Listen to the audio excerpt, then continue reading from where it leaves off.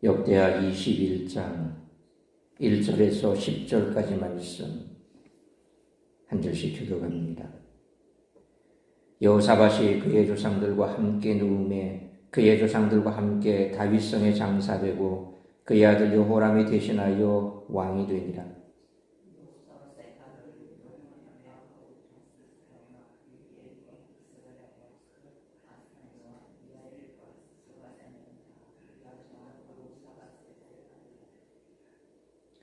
그의 아버지가 그들에게는 은금과 보물과 유다 견고한 성읍들을 선물로 후히 주었고 여호람은 장자이므로 왕위를 주었더니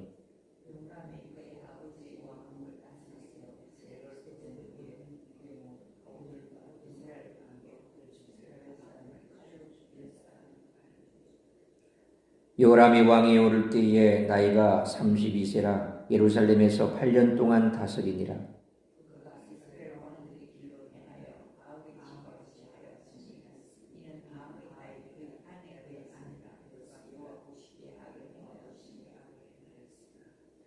여호와께서 다윗의 집을 멸하기를 즐겨하지 아니하셨음은 이전에 다윗과 더불어 언약을 세우시고 또 다윗과 그의 자손에게 항상 등불을 주겠다고 말씀하셨음이더라.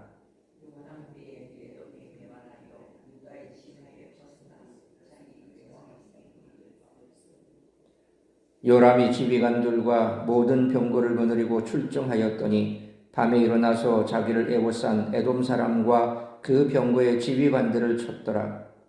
이와 같이 에돔이 배반하여 유다의 지배하에서 벗어났더니 오늘까지 그러하였으며 그때 림나도 배반하여 여호람의 지배하에서 벗어났으니 이는 그가 그의 조상들의 하나님 여호와를 버렸음이더라. 아멘. 여호사밧의 죽음에 관한 내용은 여호사밧의 통치의 결론에 해당하는 부분입니다. 따라서 여호람의 통치에 대한 설명은 2절에서 본격적으로 시작됩니다. 여호람의 악한 통치가 여호사밧의 통치에 이어서 나오기 때문에 그의 폭정이 더욱 두드러집니다. 여호사밧의 아들들 이름은 하나같이 신앙적인 뜻을 품고 있습니다. 마치 예언자의 이름을 닮았습니다. 여호사밧은 르호보암과 같이 여호람 외에 다른 아들들을 국고성에 흩어져 살게 했습니다. 그럼에도 불구하고 여호람은 그의 형제들을 죽였습니다. 열왕기에는 여호사밧의 아들 명단이 소개되지 않았습니다. 한편 11장 6절로 10절 말씀처럼 말씀을 보면 과거에 르호보암이 베들레헴, 에담, 드고와 벳술, 소고, 아둘람, 가드, 마레사, 십, 아도람, 나기스, 아세가, 소라, 야알론, 헤브론과 같은 도시들을 건축했는데 이 도시들이 대표적인 요새 성읍입니다. 여호사밧이 아들들에게 어떤 성읍을 주었는지는 알 수 없지만 이 성읍들을 여호람의 형제들이 담당했다는 것은 가장 믿을 수 있는 신복들을 전략적으로 배치한 것으로 여길 수 있습니다. 여호사밧은 여호람의 왕권의 안정을 위해서 여호람의 친동생들을 전략적 요충지에 수장으로 세웠던 것입니다. 그러나 여호람의 눈으로 보면 동생들이 견고한 성읍을 물려받은 것이 잠재적인 위협으로 느껴졌을 것입니다. 여호람이 유다의 순수 혈통이 아닌 두로와 북이스라엘 혈통인 아달랴를 왕비로 맞은 것은 외교적으로는 유리했겠지만 내치에 있어서는 치명적일 수 있었습니다. 유다의 토착 세력과 결혼을 통해 세력을 형성한 동생들이 여호람에게 눈에 거슬리는 존재였을 수 있습니다. 그래서 그들을 형제로 보기보다는 왕권에 대한 잠재적인 위협으로 보고 그들은 물론 자신을 조금이라도 반대하는 방백들까지 모조리 죽였습니다. 이 내용은 열왕기에 기록되지 않았습니다. 역대기 저자는 다른 기록을 참고해 이 내용을 기술한 것으로 보입니다. 이스라엘 방백들 중 몇 사람을 죽였다는 내용은 당시 잘 알려진 사건을 요약하고 있는 듯합니다. 여호사밧과는 다르게 여호람은 잔인한 면이 있었는데 아마도 아달랴의 영향인 것 같습니다. 22장 10절에 아하시야의 어머니 아달랴가 자기의 아들이 죽은 것을 보고 일어나 유다 집의 왕국의 씨를 모두 진멸하였으나 라는 말씀처럼 아달랴는 유다 혈통의 다른 왕비들에게서 태어난 왕족들을 없애는 일을 조금도 주저하지 않았습니다. 그의 아들 아하시야가 죽은 후에 왕족의 혈통을 완전히 없애버리려 한 것을 통해 잘 알 수가 있습니다. 자칫하면 다윗의 혈통이 끊어질 절체절명의 위기가 아달랴로 인해 찾아오게 됩니다. 이처럼 메시아의 도래를 막으려는 시도들이 역사 속에서 지속되어 왔습니다. 하지만 비비린내 나는 종말은 그들에게 돌아가고 맙니다. 가까운 사람, 특히 배우자의 영향력은 그만큼 중요합니다. 이세벨이 아합에게 조언을 했듯이 아달랴는 여호람에게 조언을 해서 끔찍한 악을 저질렀습니다. 악한 세력과의 연합은 처음에는 달콤해 보여도 반드시 그 대가를 지불하게 됩니다. 결국 8절로 10절 말씀처럼 요단 동편의 에돔뿐만 아니라 유다의 턱밑에 해당되는 림나까지 유다의 통제에서 벗어나게 됩니다. 주변이 무절시해지는 것은 가장 가까운 자신을 다스리지 못한 결과입니다. 그런 자신의 형제들까지 죽이며 경쟁자를 없애려고 노력했으나 자기 안에 내재된 불신앙을 털어내지 못함으로 비극적인 삶을 살았습니다. 여호람의 혼란스러운 대외 상황과 주변 민족의 반란은 그의 내면을 잘 대변해 줍니다. 하나님의 가르침에 탈선한 그의 행동과 무질서한 탐욕의 결과는 주변 국가들과 내치에 있어서 혼란의 연속이었던 것입니다. 이처럼 여호사밧은 하나님 앞에서 정직한 왕이었으나 북이스라엘과의 갈등을 해소하고 현실적인 유익을 구하기 위해 악한 왕 아합과 동맹을 맺는 오점을 남기고 말았습니다. 그 악영향이 그의 아들 여호람 때에 나타났습니다.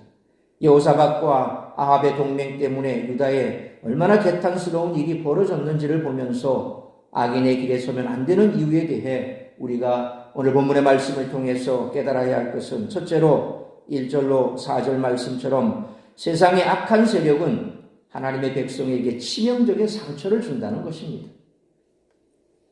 여호사밧이 죽자 유다 왕가에 피바람이 불었습니다.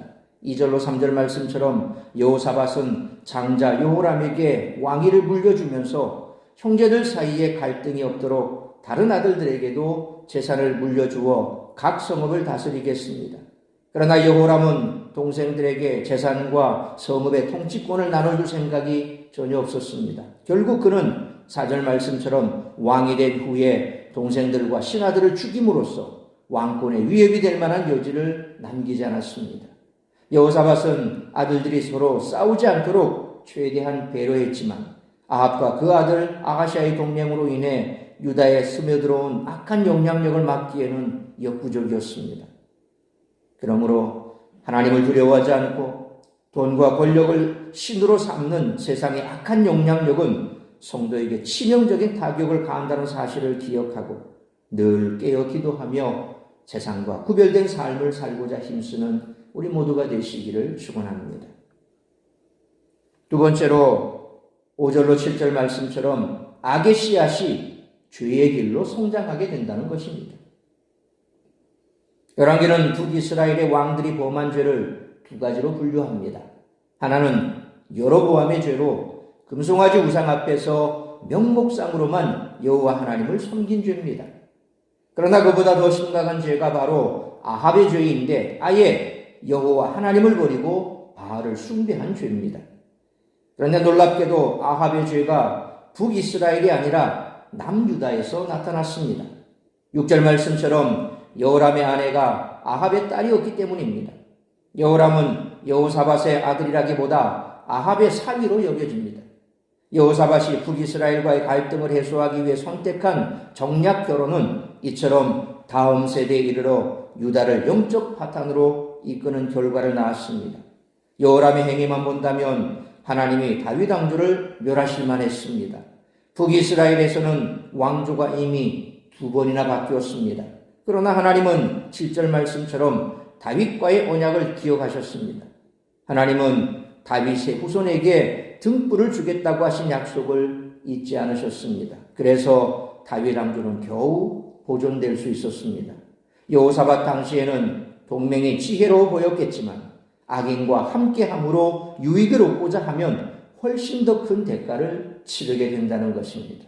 그러므로 악의 씨앗이 주의 길로 성장하게 됨을 잊지 않고 늘 말씀 중심의 삶, 거룩한 삶을 살아가는 우리 모두가 되시기를 축원합니다. 세 번째로 8절로 10절 말씀처럼 하나님을 온전히 섬기지 않으면 축복의 자리에서 떨어지게 된다는 것입니다. 하나님은 다윗 왕조를 끊으시지 않았지만 여호람의 왕권을 약화시키셨습니다. 8절 말씀처럼 에돔이 유다의 지배로부터 벗어나 독립을 선포했습니다. 여호람이 에돔을 제압하기 위해 출정했지만 에돔 군대에 포위되고 말았습니다. 열왕기하 8장 21절 말씀처럼 여호람은 야습을 통해 에돔의 포위망을 뚫는 데는 성공하지만 여호람의 군대는 뿔뿔이 흩어져 버렸습니다. 에돔의 독립을 본 림나도 독립을 선언했습니다. 여호람의 군대는 흩어지고 여호람이 지배하던 나라들은 독립하는 그야말로 왕권이 실추되는 상황에 처하고 말았습니다. 그러므로 그리스도인이라는 이름을 가졌으나 하나님을 온전히 섬기지 않는 자는 하나님의 축복의 자리에서 떨어지게 됨을 항상 기억하고 오직 하나님만을 섬기며 믿음으로 살아가는 우리 모두가 되시기를 축원합니다. 사랑하는 성도 여러분, 여호사밧이 아합 가문과 맺은 결혼 동맹은 유다의 왕이 다윗의 후손이 아니라 아합의 후손이 되게 하고 말았습니다. 성도가 세상의 악인들과 같은 멍에를 메고 살아간다면 결국 하나님의 자녀가 아니라 세상의 자녀처럼 살아가게 될 것입니다. 그러므로 하나님을 두려워하지 않고 돈과 권력을 신으로 삼는 세상의 악한 영향력은 성도에게 치명적인 타격을 가하며 악의 씨앗이 주의 길로 성장하게 되어 하나님의 축복의 자리에서 떨어지게 되므로 오직 하나님만을 섬기며 말씀 중심의 삶, 거룩한 삶, 구별된 삶을 살아가는 우리 모두가 되시기를 주님의 이름으로 축원합니다. 기도하겠습니다. 거룩하신 아버지 하나님, 은혜와 사랑을 감사합니다. 오늘도 이 새벽을 깨워 말씀으로 예배로 하루를 시작하게 하시니 감사합니다. 오늘 주신 말씀처럼 우리가 세상의 악한 세력과 짝을 하고 또 그들과 손을 잡고 함께 거하게 된다면 어떠한 결과가 오는지를 다시 한번 가슴 깊이 새겨야 할 것입니다.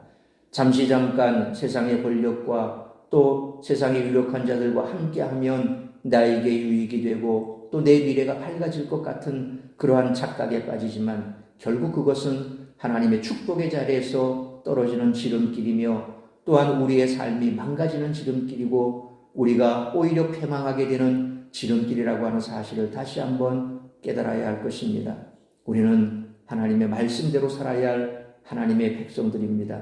하나님께서 우리에게 말씀하신 바 거룩하게 구별된 삶을 살라고 말씀하셨는데 우리는 세상과 함께 짝하여 살 자들이 아니라 세상 속에서 구별된 삶을 살아야 하는 자들이라는 사실을 한시도 잊지 않고 말씀 중심, 하나님을 믿는 믿음 중심, 그리고 우리가 세상 속에서 거룩하게 구별된 삶을 살고자 힘쓸 때에 하나님께서 우리를 지켜주시고 우리에게 복을 내려주실 줄 믿습니다.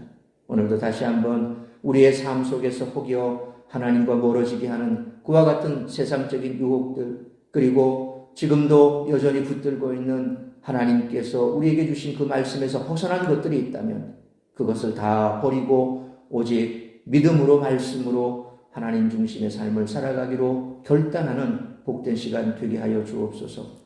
오늘 이 한 날도 나를 통하여 이루고자 하는 그 하나님의 뜻을 이루어드리는 복된 한 날의 삶을 살아가는 우리 모든 성도들의 삶이 될 수 있기를 간절히 빌고 소원하오며 이 모든 말씀 우리 주 예수 그리스도의 이름으로 기도하옵나이다. 아멘.